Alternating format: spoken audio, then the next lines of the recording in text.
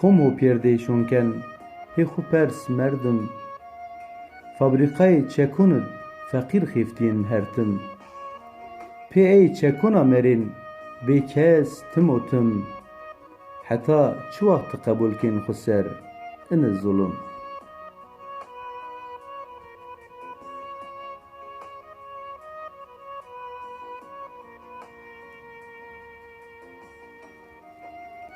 Mi destib ez gerdûnê di pêrê tifingon şiknena.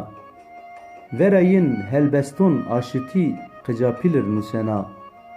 Hesir çimûn û dêj zer ez hin niwazina.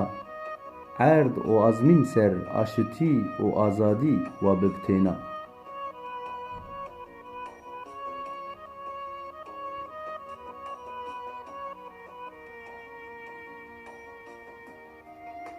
Bî mapya bi qêrvaj hin bes, wa aşitît bicû hin herkes.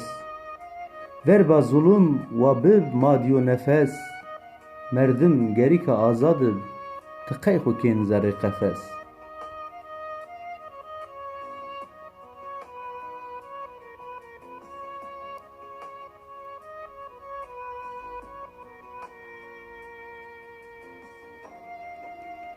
Merdim û fanî gul çey binebî telî.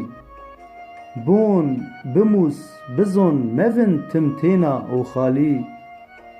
Watir wernagib Dêrsim û qelayê palî. Sarı berzik verba zalim sê Hezret Elî.